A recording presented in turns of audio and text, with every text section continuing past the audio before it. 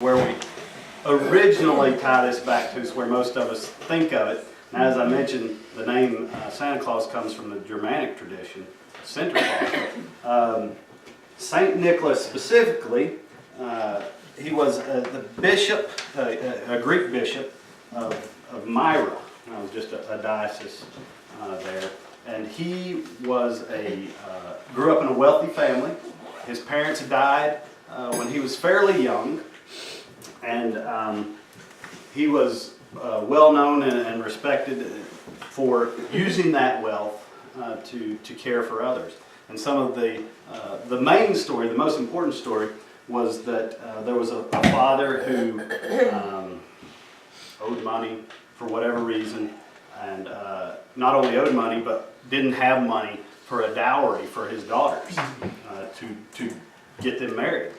And so there was the decision, I guess, was made that at least one or more of the daughters would have to be sold into prostitution in order to have a dowry to pay for these other daughters to be married.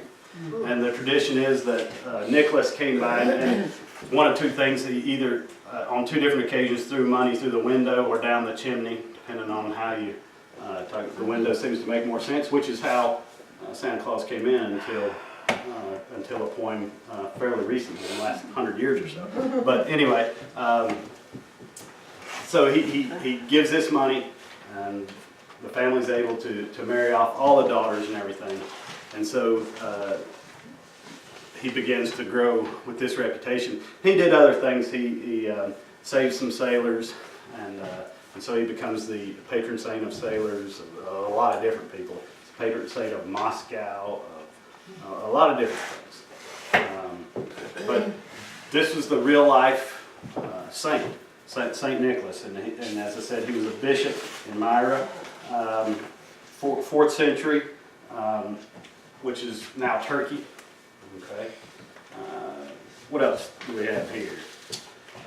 During the Middle Ages, often on the evening before his name of December 6th. Now, December 6th was the date of his death. That was his saint's day, is the day he was celebrated. And so people started giving gifts on the night of December 5th. Okay, they started celebrating his life by giving gifts to one another. Previous to that, children were given gifts in his honor. So that was part of how the tradition got started. But that was on December 5th. Now, the Reformation, as I mentioned earlier, Martin Luther was a supporter of Christmas. But when the Reformation came along, all of the reformers, Martin Luther less so than others, but all the reformers were pushing them back against the veneration of saints. They said, no, we don't want to have anything to do with that, and so they got rid of all of this sort of thing.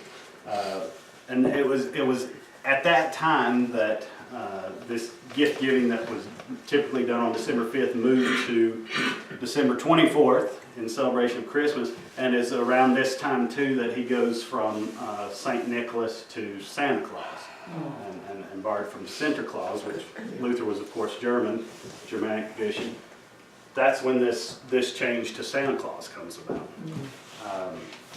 Now, Santa Claus coming to give gifts, while it is directly tied to that, it's pulled from a lot of different traditions and ideas and what it would bring and how it would look. It wasn't until, as I said, around the 1930s that Santa Claus looked like what we think of him looking like, and that he looked like that to people all over the place. Okay?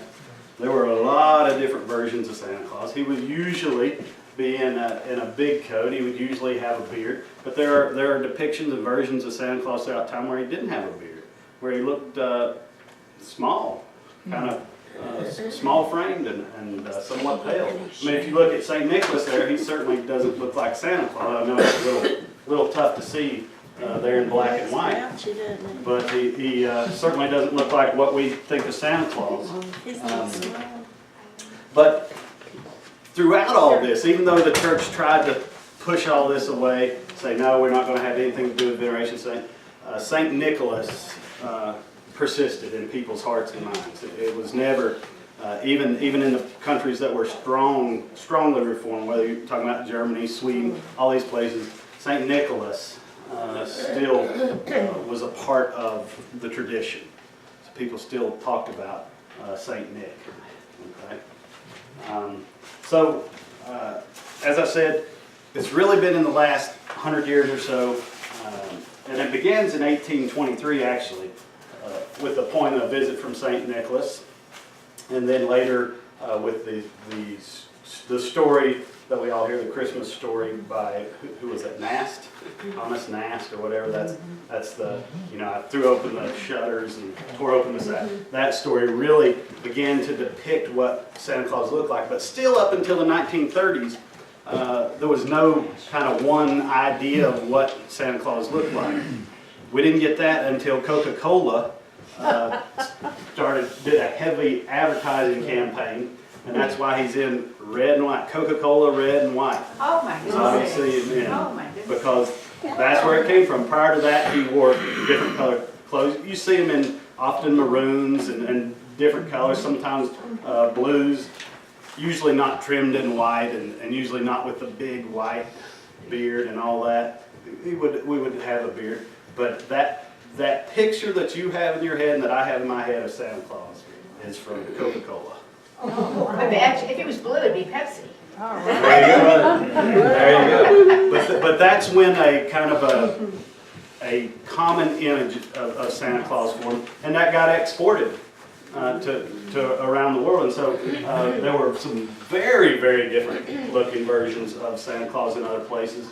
But most places now at least know the Santa Claus that you and I know. Now there are still places that have their own tradition with that, particularly in the Eastern Orthodox Church, that they'll have some of their own, but people know that Americanized red and white Santa Claus. This is sort of off the subject, but the Jewish faith, they have Hanukkah. That's what I hear. Don't they give a gift every night for so many days? Eight nights. Yep. Right. Yep. Has that got anything to do with this 8-night thing, or, Saturnalia? Yeah. No. That Hanukkah would have dated back. That was back You'd say even prior to the Roman Empire. But the gift thing, It could be, certainly. Certainly, you have Christians coming out of that Jewish tradition and gift giving. I honestly don't know enough to about the say Jewish thing. the history of Hanukkah back in Jesus' time. It's always been a celebration of light. Right. I don't know for a fact that they were giving gifts at that time. Again, gift giving, probably what we think of gift giving even would look nothing like what it looked like in the 1500s, Well, they don't do 1800s. fancy gifts, you get a spindle and things like that. Mhm. They don't, Yeah. we're not talking. Well, now they do. Typically what'll happen is the first night is the big blowout night, and Right. you get all the great gifts, and then, for the next 7 nights, you might get a pair of socks or a dreidel or whatever. like you said. But you could argue that Christmas has infected Hanukkah in that sense, that the first night of Hanukkah now is kind of the big blowout And Christmas Hanukkah kind of thing. But it probably has more to do, like I said, with Has the Festival of affluence. Lights always been in December? Do what? Has the Festival of Lights always been in December? Well, Hanukkah's a movable date. Right, it is. But yes, I think it's always, So to the I'm best of my wondering knowledge, it's always been at the end of the year. Okay. Yeah. There's a little bit of something in there, I'm sure. Oh, I'm sure they're all, as we said with Christmas, all these things are interrelated and one affects the other. Yeah. Just as many Christian kids in strongly Jewish areas complain that, well, why don't we get 8 nights of presents? And many Jewish kids will be complaining, why don't we have a huge blowout day? That's human nature. And then Look they have the other 8 side. days of their celebration of Christmas too. There you go. Other questions? When did the Christmas tree begin to be a part of our celebration?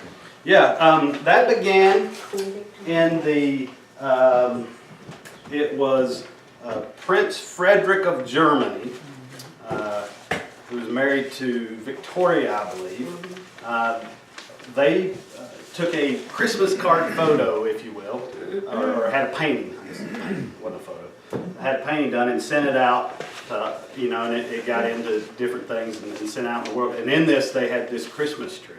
And that was a part of the German tradition, to bring in trees and decorate them with candles and homemade ornaments. But that was kind of the first moment, and so this was in the Edwardian age, and that became kind of the thing. You know, that became a part of being with it, and so that's when it really took off to become a common thing. But it was much more common in Germany prior to that. But that's when it came to America and to really Great Britain and all the places. Yeah. I think Queen Victoria was the first one to really have a Christmas tree. And Yeah, and then, like I said, she was married to Prince Frederick, who brought that with him from Germany. He brought that tradition with him.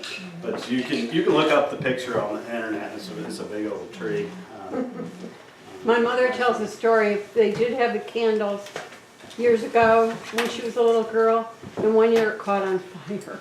Yeah, I've had a lot of years. Sad years. Oh, more than once.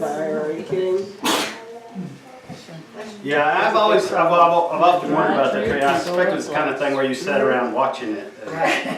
When you were done enjoying the tree, you put the candles out. You didn't walk away from it. You can be on the house and it can It's still go. on. Other questions? Did anybody learn anything tonight that they didn't know already? Is anybody disturbed like I was? I hope I'm not the only one. You I was. You were just a fun sucker.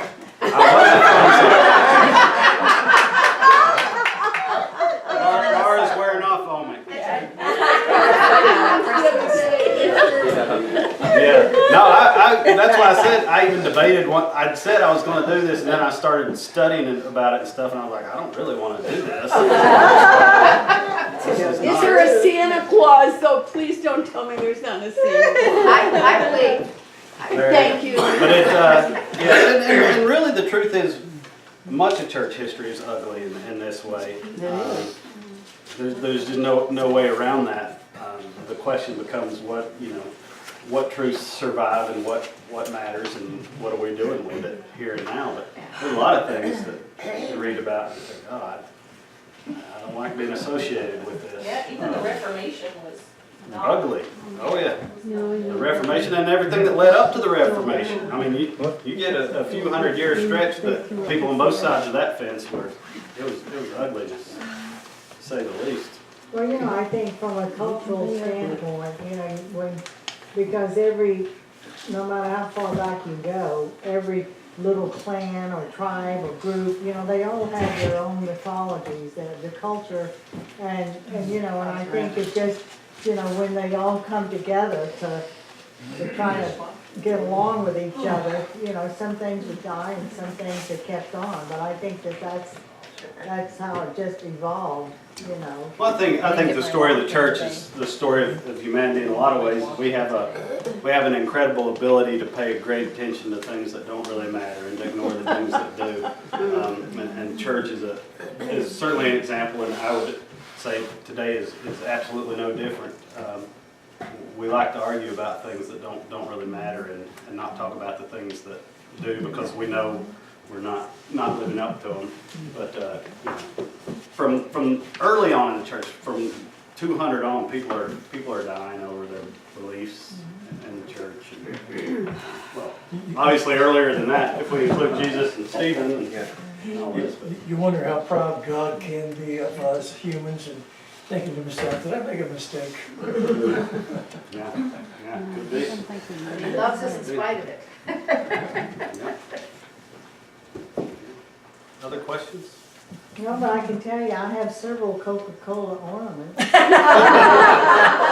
Coca-Cola, because, when I You're part lived of in the problem. Atlanta, yeah, part of the problem. That's One a year, shocker. Coca-Cola, they decided they were gonna make ornaments. And I You're got Georgia 2 born, boxes you're of them. Coca-Cola. And I used to give them away, so I think now I'm That were down to useful. 6. I've never heard of that. That is shocking. Yeah. That's just. Do you know where Tara is then? Well, thank you all. Thanks. Appreciate it. Thank you.